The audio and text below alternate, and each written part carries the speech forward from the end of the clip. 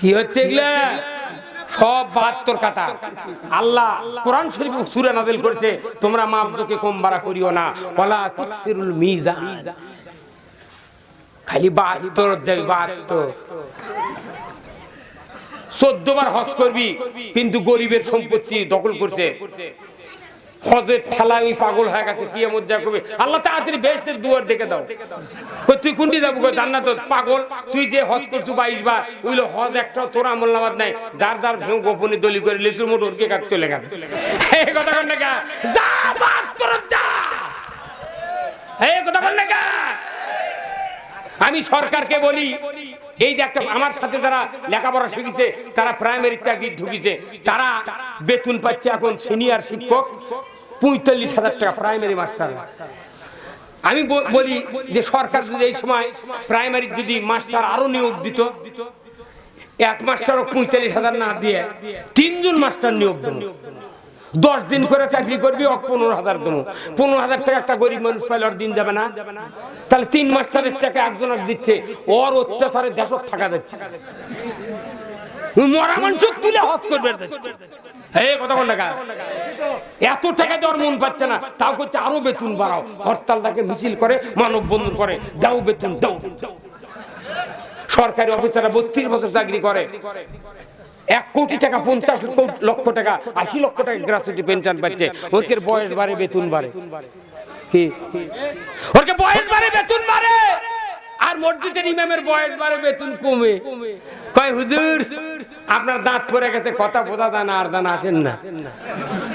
কি আর ওর খেলে 32 বছর চাকরির পর গ্র্যাচুইটি পেনশন পাওয়ার পর যতদিন বাঁচবি হাফ বেতন পাবি, উই মরবি, ওর বউ পাবি বেতন। বউয়ের যদি একটা ন্যাংরা বেটা থাকে, তাও তাই বেতন পাবি। 150 বছর এই বাঁশতলার হারুয়া বেতন পাচ্ছে। এই কথা কোন টাকা? আর আমাকে এই যে গলা আজকে বক্তৃতা দিচ্ছি, এই গলা যদি কালকে ডাবে যায়, আমার মান্দা মাহফিল আছে, যদি কালকে গলা ডাবে যায়, ওই মাহফিলে গেলে কবি হুজুর আপনার তো গলা ঠিক নাই, তাহলে আপনি প্যান্ডেলের খরচ দিয়ে চলে যান। এই কথা কোন টাকা? তো এমনি টাকা লাওয়া হচ্ছে না। ওরা সারা জীবন বৌসল বেতন পাবি, আর আমাকে গলা ঠিক টাকা ঠিক, গলা নেই টাকা নেই। এই কথা কোন টাকা? এই যে প্যারাশুটের তেল, RFL পাম্প, কত অ্যাডভার্টাইজ করছে ঢাকা। গরু মাংস সাবান দিয়ে করছে কি ফর্সা, স্যান্ডেলা। এই কথা কোন টাকা? ক্যামেলিয়া কইছে এটা আমাদের কি করে, এটা আমাদের ইয়ে রূপের কিবেন কয় না,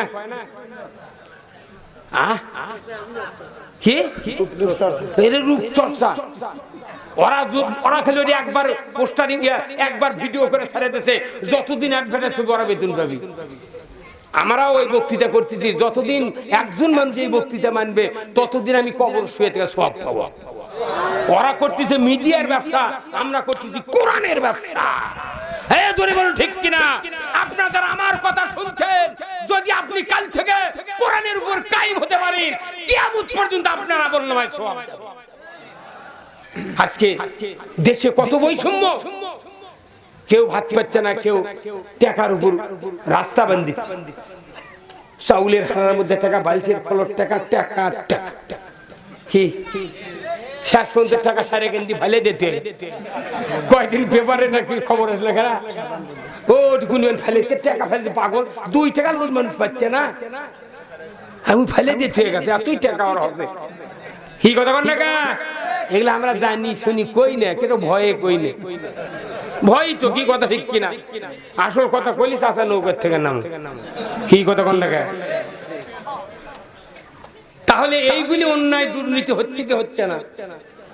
তারা কয় কোন কাতার, কোন কাতার? নামাজ পড়ে লাভ হবে না, 72 কাতার। এমনও বড় ভাই আছে, আল্লাহর ইজ্জতের কসম, আপনার বোন আছে, জমি পাবি 5 বিঘা।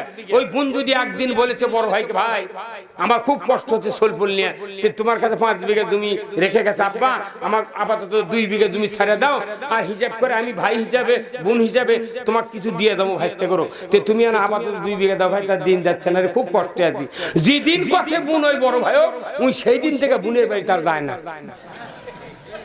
উনি আবার ঈদের মাঠে যাচ্ছে, যায় নামাজ ভারত করে নিয়ে, উনি আবার গেছে ওই কব্বর সালাম দিচ্ছে, আব্বার কবর আসসালামু আলাইকুম ইয়া হালাল কবর, বাপের রুহু করছে তোর সালাম দেখেছি, একই মায়ের পেটর থেকে আমার বিটিও হসে তুইও হসু, আমার বিটি ভেউসালো তুই কেমন তার বাড়ি যাচ্ছি না, তোকে সালাম আলকি দিবেন কে কথা রে ইতিহাসা, হে কথা কন না, জানে না আল্লাহ, জানে না বান্দা কি বুঝার লাগবে, এইগুলি যারা করবে তারা ৭২ কাতার, এই কথা বল না।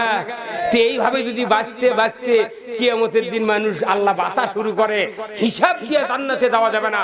আল্লাহ কোরআনে বলছেন ওয়ামতাজুল ইয়াউমা